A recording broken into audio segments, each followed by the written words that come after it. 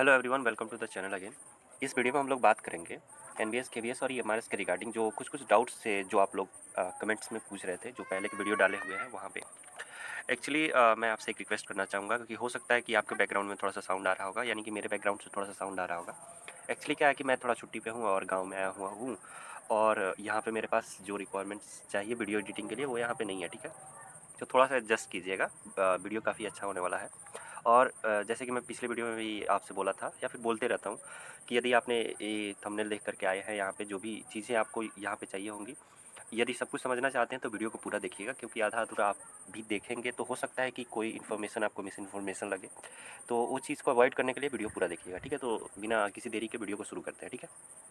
उससे पहले मैं आपको एक अपना शॉर्ट इन्फॉर्मेशन दे देना चाहता हूँ कि केवीएस एनवीएस ईएमआरएस मैं भी दे रहा हूँ, ठीक है। और मेरा सब्जेक्ट है टीजीटी मैथमेटिक्स, जिसमें मेरा टीयर 1 क्लियर हो गया था। टीयर 2 का मैंने दिया था। टीयर 2 का ऑब्जेक्टिव का मार्क्स था मेरा केवीएस एनवीएस का, if you are looking there, 43.25। Actually मैंने 47 अटैम्प्ट किए थे, जिसमें से 3 गलती हो गए, और मेरा 43.25 मार्क्स बन रहा है, ठीक है। Similarly in EMRS my objective marks is being 29.66, ठीक है। और एक्चुअली मैंने उसमें 31 क्वेश्चन अटैम्प्ट किए थे, जिसमें 1 गलत है और 30 करेक्ट, ठीक है। एक्चुअली इन दोनों एग्जाम में एक्यूरेसी पे मैंने ध्यान दिया था। और भी ज़्यादा डिटेल में आप देखना चाहेंगे तो आपको इसी चैनल पे एक वीडियो मिलेगा, ये वाला वीडियो। हो सकता है आप देखे भी होंगे यूट्यूब पे, ये वाला काफ़ी मतलब अच्छा लगा था, आप लोग ने अच्छा रिस्पांस दिया था। ये वाला वीडियो आप इसी चैनल पे देख सकते हैं, उसमें मैंने सब कुछ बताया हुआ है कि मेरा ऑब्जेक्टिव सब्जेक्टिव कितना मार्क्स बन रहा है, ठीक है। तो फिलहाल के लिए अभी अपने मेन टॉपिक पे आते हैं, कंफ्यूज नहीं होना। थर्ड क्वेश्चन कि सर टीयर 1 तो रिजर्वेशन अनरिजर्व ऐसे करके मतलब बहुत सारे डाउट्स थे। तो इसको ना थोड़ा सिंपल भाषा में समझते हैं। जैसे मान लीजिए कि टीयर 1 हो गया, टीयर 2 हो गया। टीयर 1 से आपको टीयर 2 में जाने के लिए 2 गेट हैं, ठीक है। एक यूआर कैटेगरी जिसमें रिजर्वेशन नहीं होती है, और बाकी जितने कैटेगरी होती हैं वो सारी रिजर्व कैटेगरी में आती हैं, ठीक है। तो ऐसा मान के चलिए कि यदि आप टीयर 1 से टीयर 2 में as a UR candidate select हुए हैं, यानी कि आपका कट ऑफ यूआर से जो आपका मार्क्स है वो यूआर से ऊपर है, तो आप ऐसा मानिए कि आपका सिलेक्शन यूआर से हुआ है, ठीक है। अब क्या है कि आप क्या टीयर 2 में यदि मान लीजिए कि इस बार क्या होता है, थोड़ा सा मार्क्स आपका कम हो जाता है, ठीक है। तो आपको एज अ यूआर नहीं ट्रीट किया जाएगा, लेकिन आपको बाकी सारे जो ईडब्ल्यूएस ओबीसी एससी एसटी का जो बेनिफिट होता है वो उसके थ्रू यदि उनके कट ऑफ से आप ऊपर जाते हैं तो आपका सिलेक्शन हो जाएगा, ठीक है। ठीक है, ये टीयर 2 का हो गया। लेकिन यदि टीयर 1 से टीयर 2 आपने रिजर्वेशन ले लिया है, ये रेड वाला देख लीजिए, यदि आपने रिजर्वेशन ले लिया है तो आप यूआर कैटेगरी में आपका मार्क्स चाहे कितना भी हो जाए, आप यूआर कैटेगरी में नहीं जा सकते, क्योंकि आपने एक बार रिजर्वेशन का फ़ायदा ले लिया है, ठीक है। तो आप यूआर में जा ही नहीं सकते हैं, ठीक है। तो इतना चीज़ क्लियर हो गया, होप आपको क्लियर हो गया होगा, ठीक है। कि यदि आप यूआर टीयर 1 को क्वालिफाई किए हैं एज अ यूआर, तो इसमें यदि टीयर 2 में आपका मार्क्स रहता है यूआर से, तो ऑब्वियस सी बात है आपका यूआर से सिलेक्शन होगा। यदि नहीं भी होता है, लेकिन आप जिस कैटेगरी से आते हो, ईडब्ल्यूएस से आते हो, ओबीसी एससी एसटी से आते हो, यदि इनके मार्क्स से इनके कट ऑफ से आपका ऊपर रहता है तो आपका सिलेक्शन हो जाएगा, लेकिन आपको रिजर्वेशन का फ़ायदा मिल जाएगा। लेकिन इनसे भी कम मार्क्स आता है तो ऑब्वियस सी बात है आपकी नहीं होने वाली, ठीक है। लेकिन सेकेंड केस, यदि आपने टीयर 1 में ही रिजर्वेशन का फ़ायदा ले लिया है और टीयर 2 में आपका मार्क्स कितना भी रहे, चाहे यूआर का कट ऑफ कितना भी रहा है और उससे मार्क्स ज़्यादा चला जाता है, तो आपका सिलेक्शन यूआर की तरह नहीं होगा, आपको ओबीसी एससी एसटी ईडब्ल्यूएस का सर्टिफिकेट आपको देना पड़ेगा। Hope third question is clear, ठीक है। चलो नेक्स्ट क्वेश्चन पे चलते हैं।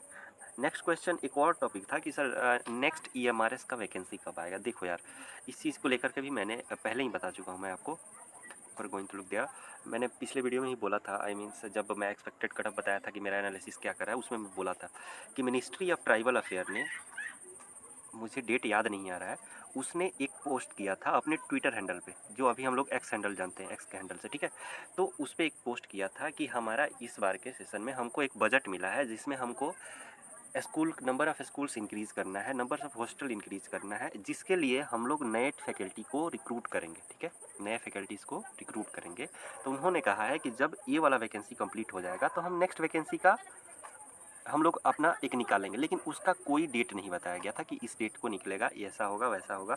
यदि कोई बता रहा है तो टोटली वो समझिए कि फेक बात बता रहा है, ऐसा कुछ भी नहीं था, ठीक है। वहाँ पे एक और बात कहा गया था कि जो करंट रिक्रूटमेंट चल रहा है ईएमआरएस का, इसको कंप्लीट कर लिया जाएगा सितंबर अक्टूबर तक, ठीक है। सितंबर मान के चलिए, सितंबर अक्टूबर तक इसको कंप्लीट कर लिया जाएगा। तो ऐसा समझिए कि नेक्स्ट वैकेंसी जब भी आए, सितंबर के बाद ही आएगा, ठीक है। और हो सकता है कि इतना फास्ट रिक्रूटमेंट तो इंडिया का नहीं है कि जस्ट सितंबर में कंप्लीट होगा, आपको नेक्स्ट नेक्स्ट टाइम दे देंगे, नोटिफिकेशन जारी कर देंगे। ऐसा समझिए कि 2026 चल रहा है, तो 27 के कहीं ना कहीं 27 हाफ पार कर ही जाएगा, ठीक है। मैं आपको डिमोटिवेट नहीं कर रहा हूँ, लेकिन आपको जो लोग इस बार नहीं दे पाए हैं, आपके पास अच्छा टाइम है, प्रिपेयर कीजिए अच्छे से और क्रैक कीजिए, ठीक है। जल्दी जल्दी एग्ज़ाम देना क्या मतलब, थोड़ा सा प्रिपेयर होकर जाइए। हम लोग को भी टाइम लग गया लगभग 2 साल, और फिर जा कर के एग्ज़ाम क्वालिफाई हो रहे हैं कुछ कुछ एग्ज़ाम, ठीक है। तो है, थोड़ा सा पैसेंस रखिए, हम लोग भी पैसेंस रखे हैं। तो ऐसा सब मान के चलिए कि 27 के जून जुलाई कह सकते हैं कि उस वक्त आ जाए, ठीक है। तो इस वीडियो में बस इतना ही रखते हैं। इसके अलावा भी आपको कोई भी डाउट है तो आप फटाफट इसके कमेंट में बता सकते हैं, या फिर इंस्टाग्राम का लिंक दिया हुआ है, टेलीग्राम का लिंक दिया हुआ है, वहाँ पे ज्वाइन कीजिए। आपको कोई भी कंसर्न है वहाँ पे रेज़ कीजिए, मेरे से जितना हो पाएगा मैं अपना सॉल्व करने का कोशिश करूँगा, ठीक है। मेरा जो भी एक्सपीरियंस रहा है, जहाँ भी मैं गया हूँ, जहाँ भी जो भी हुआ है, ठीक है, तो उसके अकॉर्डिंग ही मुझे नॉलेज रहता है, तो मैं आपको ज़रूर हेल्प करूँगा, ठीक है। और यदि आप यहाँ तक वीडियो देख ही लिए हैं तो आपको जेन्युइन सा रीज़न मतलब पता होगा कि आप, मैं भी मान के चल रहा हूँ कि आप मेरे जेन्युइन व्यूअर हैं। तो कहीं न कहीं आप थोड़ा-सा सपोर्ट दिखाइए, वीडियो को लाइक कीजिए, शेयर कीजिए, सब्सक्राइब कीजिए, ठीक है? और वीडियो के लिए थोड़ा माफ़ी चाहता हूँ कि मेरे पास, मैं शुरू में ही बोल दिया कि मेरे पास बहुत सारा यहाँ पे अपरेटस है नहीं जिसके यूज़ करके मैं आपको बता सकूँ, जिसके कारण मैं वीडियो रिकॉर्डिंग भी नहीं कर पा रहा हूँ, ठीक है? तो हो सकता है कि मैं इसी तरह के नेक्स्ट 1-2 वीडियो बताऊँ, क्योंकि आगे के 1 मंथ तक मैं घर पे ही रहने वाला हूँ, यानी कि मैं अपने गाँव में रहने वाला हूँ, ठीक है?